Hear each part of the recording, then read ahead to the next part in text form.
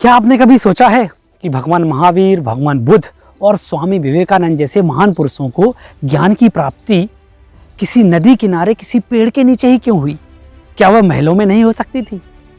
या फिर जब आप कभी बहुत अधिक तनाव महसूस करते हैं तो आप ऐसी जगह पर जाना पसंद करते हैं जहां आधुनिक व्यवधान ना हो, या मैं कहूं कि आप ऐसी जगह जाना पसंद करते हैं जहां पे या तो नदी का किनारा हो, या हरे पेड़ पौधे हो, या फिर शुद्ध वायु हो।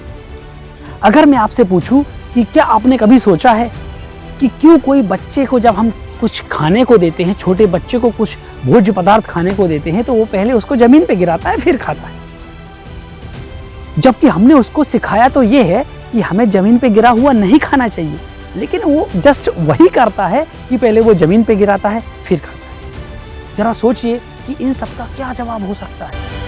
वह उत्तर है प्रकृति से संपर्क।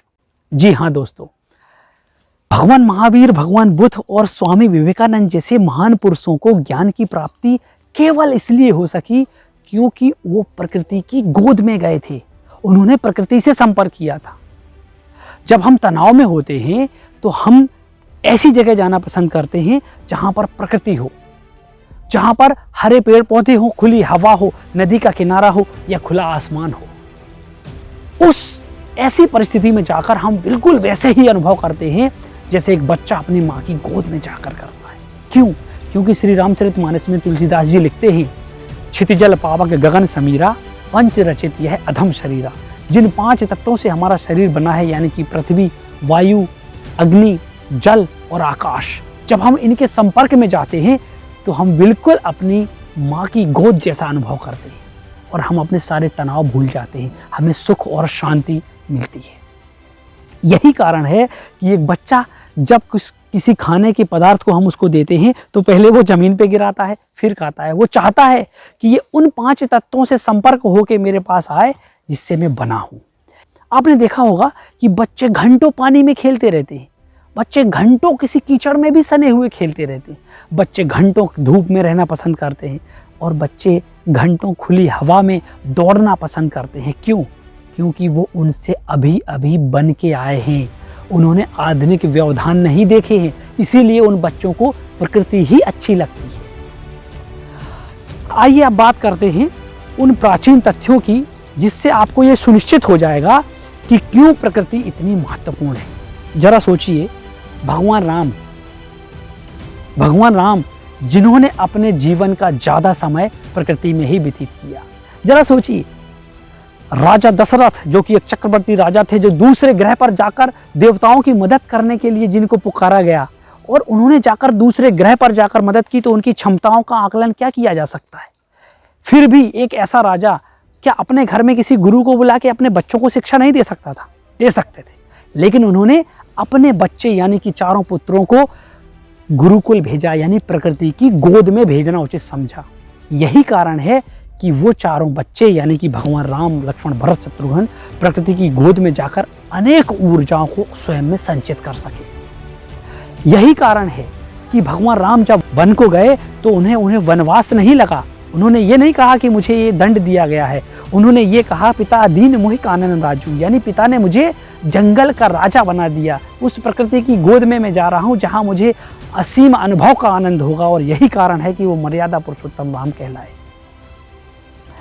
ऐसे ही अपने इस देश के, भारत के महान ऋषि मुनियों ने वैज्ञानिक दृष्टिकोण रखते हुए भी अपने गुणों का विकास किया और अनेक ऊर्जाएं स्वयं में संचित कर पाए, केवल और केवल एक ही कारण से, वो है प्रकृति से संपर्क करके।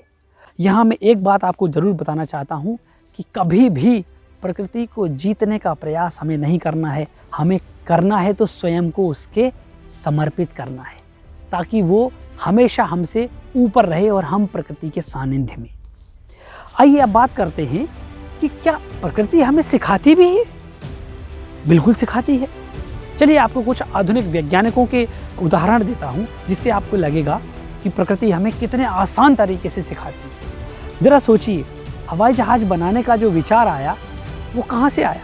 सबसे पहले समुद्र के किनारे बैठे किसी व्यक्ति को अल्बाट्रॉस नाम के पक्षी को उड़ता हुआ देखकर हवाई जहाज बनाने का विचार आया था। पनडुब्बी बनाने का विचार किसी वैज्ञानिक को तब आया जब वो ब्लू व्हेल के बारे में कुछ अध्ययन कर रहे थे समुद्र में। ऐसे ही बुलेट ट्रेन के आगे का जो शेप है या बुलेट ट्रेन को बनाने का विचार आया वो किसी पक्षी की चोंच को देखकर आया, क्योंकि पक्षी की चोंच का जो शेप होता है वह वायु दाब को कम कर देता है और यही कारण है कि बुलेट ट्रेन की आगे का शेप पक्षी की चोंच की आकार का होता है। ऐसे ही थिसिल नामक एक पौधे के कांटों को देखकर ही वेलक्रो का निर्माण किया गया। जरा सोचिए कि अगर न्यूटन प्रकृति के संपर्क में ना होते तो क्या वो न्यूटन गति के नियम दे पाते? नहीं, वो प्रकृति को बहुत अच्छे से निहार रहे थे, यही कारण है कि वो न्यूटन गति के नियम दे पाए। जरा सोचिए कि प्रकृति से देखकर ही हम सारी चीजें सीखते हैं। कैमरे का निर्माण आँख को देखकर हुआ है, ना कि आँख का निर्माण कैमरे को देखकर। हमारे शरीर में ना जाने कितनी ऐसी मशीनें हैं जिनका निर्माण अभी प्रकृति ने ही किया है, मानव उनका निर्माण अभी तक नहीं कर पाया है और हमारे शरीर में ऑलरेडी वो चीज़ें हैं। सो हम प्रकृति को देखकर बहुत कुछ चीज़ें सीखते हैं। आइए मैं एक और एग्जांपल आपको देखता हूँ। आपने अक्सर सुना होगा अपने बड़ों से, अपने पड़ोसियों से, अपने गुरुजनों से, अपने घर के बुजुर्गों से कि प्रातःकालीन 4 बजे उठिए। ज़रा सोचिए कि प्रातःकालीन 4 बजे उठना क्यों जरूरी है। यह एक प्रत्यक्ष प्रमाण है प्रकृति से संपर्क करने का। प्रातःकालीन 4 बजे उठने का कारण केवल और केवल यह है कि उस समय आप प्रकृति के 100% संपर्क में रहते हैं, यानी उस समय प्रकृति 100% अपने मूल रूप में, प्योर फॉर्म में, शुद्ध रूप में होती है। जी हाँ, उस समय ना तो कोई वायु प्रदूषण होता है, धूल के उड़ते हुए सारे कण नीचे बैठ चुके होते हैं, ना कोई जल प्रदूषण होता है। आप नदी के किनारे जाइए और देखिए पानी आपको स्वच्छ और निर्मल दिखाई देगा। ऐसे ही अगर आप देखेंगे कि ध्वनि प्रदूषण पूर्णतः नष्ट हो चुका होता है, यानी ना तो कोई उन्हें आवाज़ आती है। आधुनिक व्यवधान लगभग उस समय शून्य हो चुके होते हैं और हमारा मस्तिष्क प्रकृति के पूर्णतः प्योर फॉर्म से संपर्क में आ जाता है। यही कारण है कि उस समय चाहे आप पढ़ रहे हो, चाहे कोई अन्य कार्य कर रहे हो, आपका दिमाग, आपका मस्तिष्क बहुत और बहुत बेहतर तरीके से कार्य करता है। यही कारण है कि हमारे बड़े हमें प्रातःकाल 4 बजे यानी कि ब्रह्म मुहूर्त में उठने के लिए बोलते हैं। अब मैं बात करता हूँ कि बहुत सारे ऐसे आधुनिक वैज्ञानिकों का क्या विचार है प्रकृति के बारे में। एक महान वैज्ञानिक जॉर्ज बर्नार्ड शॉ कहते हैं कि अगर प्रारंभ के यानी गर्भ के 9 महीने को छोड़ दिया जाए तो मनुष्य कोई भी ऐसा बेहतर कार्य व्यवस्थित नहीं करता जितना कि एक पेड़ करता है। जरा सोचिए कि एक पेड़ हमसे कितना अधिक व्यवस्थित होता है। ऐसे ही अरस्तु, जिनका नाम एरिस्टोटले है, वो कहते हैं कि अगर किसी कार्य को करने का तरीका बेहतर हो सकता है तो वो केवल और केवल प्रकृति का तरीका है। यानी आप कितने भी तरीकों से कार्य करिए, अगर उसको सबसे बेहतर तरीके से कोई कर सकता है तो वो प्रकृति ही कर सकती है। ऐसे ही महान वैज्ञानिक अल्बर्ट आइंस्टीन कहते हैं कि आप प्रकृति को गौर से देखिए। अगर आप प्रकृति को गौर से देखेंगे तो आप बहुत कुछ सीख जाएंगे। आपको ऐसे अनुभव होंगे जो आपको जीवन में कभी नहीं मिले। सो आधुनिक वैज्ञानिक हों या सारे विचारक हों या आज के समय में सफल होने वाले किसी भी व्यक्ति के निजी जीवन को भी आप देख लीजिए, किसी भी किताब को उठा के देख लीजिए, आप पाएंगे कि प्रकृति से संपर्क करने के बाद ही उनका जीवन बदल गया है। आज अगर आप देख रहे हैं कि कोरोना जैसी भयावह बीमारी से केवल वही व्यक्ति लड़ पाए हैं, वही व्यक्ति आगे जा पाए हैं जो प्रकृति के संपर्क में रहते थे। इसीलिए गांव में रहने वाले लोगों को कोरोना का इतना ज़्यादा प्रभाव नहीं पड़ा।